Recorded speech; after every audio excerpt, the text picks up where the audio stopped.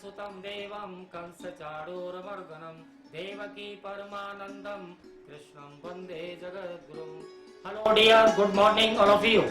We are going to start a quick revision of the chapter Force and Newton's laws of motion. In this chapter, in this video, we are providing a quick revision of whole chapters. You all are seeing an whole revision chart of this chapter. Talking about this chapter, first we focus on a force. Actually we are going to discuss about the force.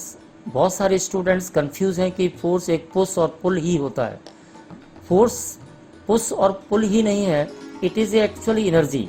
ये एक ऐसी energy है कि जिसे body पर apply करने पर body की पोजीशन भी चेंज हो सकती है, बॉडी का मोशन चेंज हो सकता है, शेप चेंज हो सकता है, बॉडी कुछ भी कर सकती है. Now we discuss about the types of force. It is two types. We are seeing that number 1 is balance force, number 2 is unbalanced force. So what is meant by this balance force? So we are seeing here balance force का मतलब है कि body पर force equal and opposite लगेंगे तो total force zero हो जाए, या किसी भी तरीके से फोर्स लगेंगे the net force on that body will be zero, so body will not move. Now we discuss about the unbalance forces. तो अनबैलेंस फोर्सेस का मतलब है कि बॉडी पर फोर्स इक्वल नहीं लगेंगे, अब force will be different, so net force will not be zero, so body start the motion in any side. हमने देखा कि अनबैलेंस से हमें ये मालूम हुआ कि फोर्स बॉडी में मोशन प्रोड्यूस करता है, so we can say कि force is cause of motion. So now we discuss what is meant by motion. So here definition is clear कि motion is nothing but it is the change in position of the object with respect to reference point. हमने ये देखा कि force की वजह से body में motion produce होता है, तो हमारा सोचना ये है कि मोशन से भी कुछ हो सकता है क्या. तो we are seeing here that कि मोशन से मोमेंटम डेवलप हुआ है. क्यों? क्योंकि बॉडी जब मोशन करती है तो वो दो पैरामीटर्स को ले जाती है, एक अपना खुद का मास और अपने साथ में मोशन की वजह से वेलोसिटी. इन दोनों का जो प्रोडक्ट है उसको हम यहाँ मोमेंटम कहते हैं. So we can define here linear momentum. It is equal to the product of the mass and its velocity of the body. It is required formula P here momentum, M is mass, V is velocity, mass carry by the body. तो यहाँ पर हमने देखा momentum, लेकिन momentum जो है क्या वो कांस्टेंट रहता है कि वो चेंज हो सकता है या वो कंजर्व रह सकता है. क्योंकि हमने मोमेंटम को कब देखा कि बॉडी में मोशन होता है तब मोमेंटम होता है, लेकिन मोशन का कारण कौन था? फोर्स. तो फोर्स को हमने कहा था कि एक तरीके की एनर्जी है. तो एनर्जी के बारे में हम लोगों को मालूम है कि energy neither be created nor be destroy, it will remains constant, it will conserved always. तो क्या मोमेंटम भी कंजर्व होगा? So now discuss. So now conservation of momentum का मीनिंग क्या है कि if there is no external force acting on a given system that total momentum will remains conserved, that is constant, but momentum of individual bodies में भी changes, but total momentum of this whole system will remains constant if there is no external force acting on that system. Momentum can be transferred. Momentum can be transferred. Individual momentum will be changes, but whole system momentum will remains constant. Are you understanding, my dear? आप ठीक समझ पा रहे हैं ना? Okay, हाँ dear, मैं समझता हूँ कि you are taking very enjoy for this video. You are taking physics. You are taking a enjoy with the physics. Because आगे भी इस वीडियो में बहुत अच्छा मजा आने वाला है, बहुत अच्छे टॉपिक मैंने दिए हैं. तो हमने अभी तक ये देखा कि बॉडी में जब फोर्स लगाते हैं तो बॉडी मोशन प्रोड्यूस करती है, मोशन की वजह से बॉडी एक मोमेंटम कैरी करती है. तो ये तीनों पैरामीटर्स एक दूसरे को कैसे कोरिलेट करते हैं, तीनों में क्या रिलेशन है, एक दूसरे पर किस तरीके से ये डिपेंड करते हैं, ये जो रिलेशन को समझाने की कोशिश की है वो famous scientist, you know about that is the famous scientist Newton's. They give the idea relationship between the applied force and state of motion of the body. These are called Newton's laws of motion. It is three types. Number 1 is first law of motion. We discuss later, but first we discuss what is the inertia. Inertia is nothing, it is the property of a material or object which oppose change in its motion. That is, it is a tendency due to which body is unable to change in its position itself. For example, कि कोई body चल रही है तो वो चलती ही रहेगी, वो रुक ही नहीं पाती अपने आप। ठीक ऐसे ही अगर कोई बॉडी अगर रेस्ट में है तो वो रेस्ट में ही बनी रहती है जब तक कि हम उस पर कोई धक्का नहीं दें या फोर्स नहीं लगाएं। कोई चीज़ चल रही है तो वो चलती ही रहेगी जब तक कि हम उसे रोकने के लिए फोर्स न लगाएं। तो हम देखते हैं कि अब इनर्शिया के कोई टाइप्स होंगे, तो इनर्शिया के टाइप्स हम देख पा रहे हैं। It is 3 types. Number 1 inertia of direction, number 2 inertia of rest, inertia of motion. Now we discuss what is inertia of rest. तो inertia of rest की डेफिनेशन देखने पर तो सिंपल है कि किसी बॉडी की वो टेंडेंसी जिसके कारण वो हमेशा रेस्ट में रहना चाहती है। हम इस एग्जाम्पल में देख सकते हैं कि एक ग्लास है, ग्लास के ऊपर एक कार्डबोर्ड रखा, कार्डबोर्ड पर हमने ऊपर कॉइन रख दिया। तो जो कॉइन है ना वो अपने इनर्शिया ऑफ रेस्ट के कारण रेस्ट में रहना चाहता है, तो हमने फोर्स कार्डबोर्ड पर लगा दिया।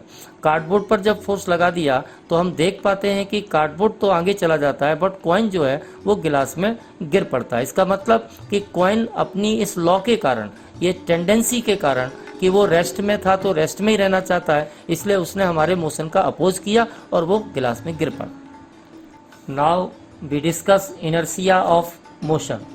तो inertia of motion is nothing but it is the tendency due to which body try to remains in motion always and oppose whatever the change in motion. So हमने फॉर एग्जांपल ये seat का लिया, sir ये car है, car की seat पर हम बैठे हुए हैं और हम देख पा रहे हैं कि सर ये कार जो है वो चल रही थी और चलने पर जैसे ही हम कार की ब्रेक लगाते हैं तो कार रुकती है। तो कार रुकने पर हम देखते हैं कि हमारी बॉडी का जो बैठने का ऊपर का जो पोर्शन है वो ठीक आगे की तरफ झुक जाता है। क्यों झुक जाता है? क्योंकि हमारी बॉडी जो कार के अंदर थी वो कार के कारण मोशन में थी, तो हमारी बॉडी भी मोशन में थी। लेकिन जैसे हमने ब्रेक लगाए तो बॉडी जो है वो इनर्शिया ऑफ मोशन के कारण मोशन में रहना चाहती है, जबकि ब्रेक लगने पर जो हमारी कार का प्लेटफॉर्म है तो बॉडी का जो लोअर पार्ट है वो तो रेस्ट में आ जाता है, लेकिन upper part due to the inertia of motion motion में ही रहना चाहता है, इसलिए हम आगे की तरफ जर्क महसूस करते हैं। तो now we discuss inertia of direction. It's very important topic.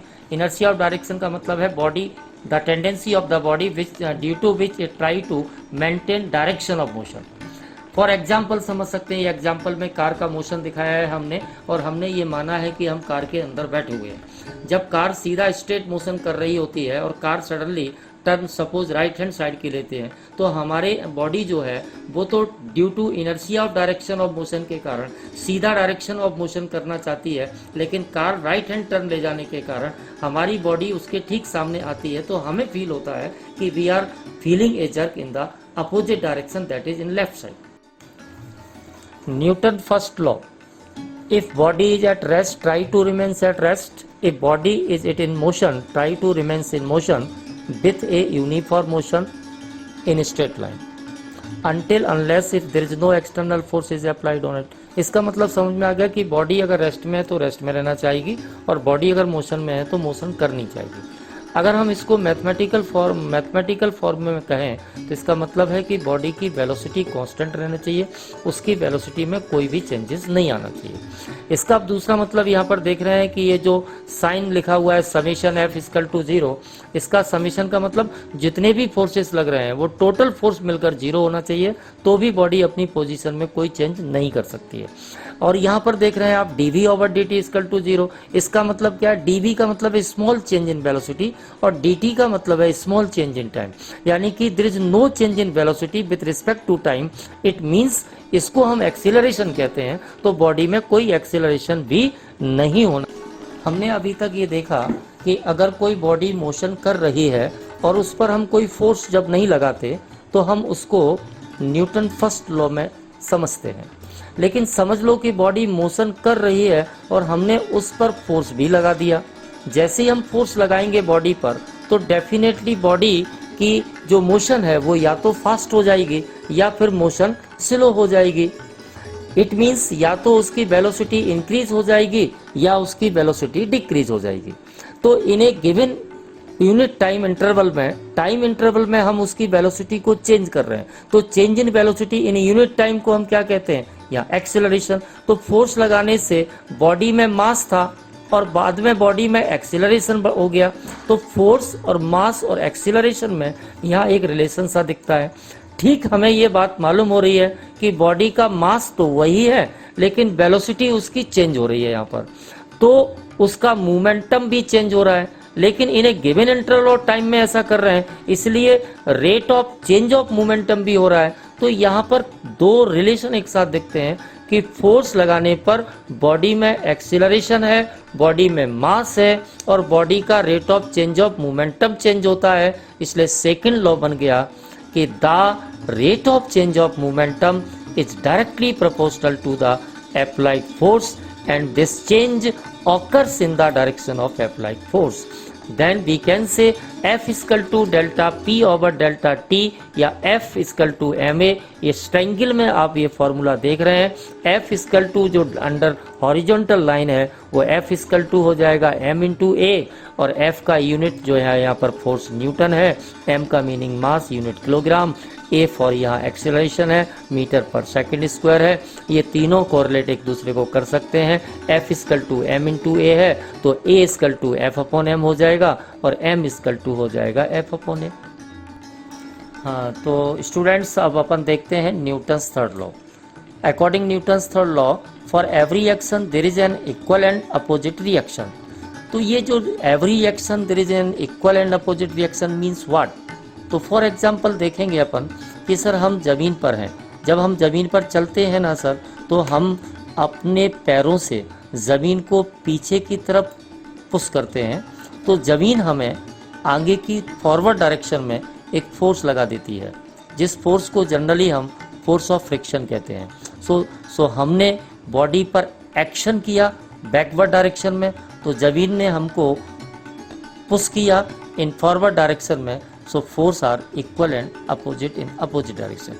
The second example देख सकते हैं bullet, when bullet is fired from the gun then bullet moves in the forward direction while gun will moves in backward direction. जैसे ही हम गोली को दागते हैं तो गोली फोर्स आगे की तरफ बढ़ती है, तो गोली का पीछे की तरफ रिएक्शन जाता है जिससे गन पीछे की तरफ भागती है।